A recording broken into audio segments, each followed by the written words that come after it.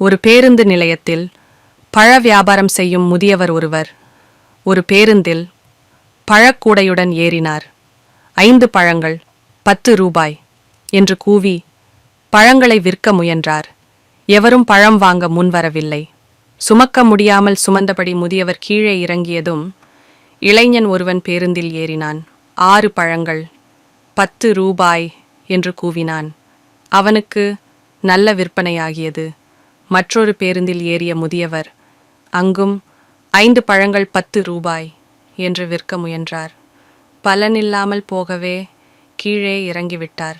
அடுத்து 6 பழங்கள் 10 ரூபாய் என்று கூவியபடி அந்த பேருந்தில் ஏறிய இளைஞன் அதிகமாக விற்பனை செய்தான்.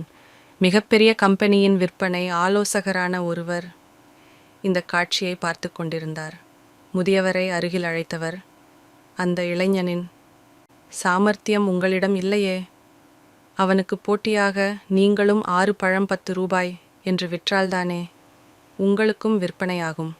அதிக கொள்முதல் மூலம் குறைந்த விலைக்கு பழங்களை வாங்கி லாபத்தை குறைத்து அதிக விற்பனை செய்ய பழகுங்கள் தாத்தா என்று தனது ஆலோசனைகளை அள்ளிவிட்டார்.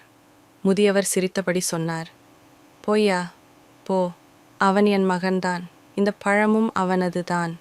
6 பழம் 10 ரூபாய்ன்னு விற்றால் சற்றுன்னு வாங்குவதற்கு நம்ம மக்களுக்கு மனசு வராது. அதனால் நான் 5 பழம் 10 ரூபாய்ன்னு கூவிக்கிட்டு போவேன். அப்புறமா 6 பழம் 10 ரூபாய்ன்னு அவன் வந்து சொன்னதும் அடடே லாபமாக இருக்கேன்னு சனங்க சற்றுன்னு வாங்கிடுவாங்க.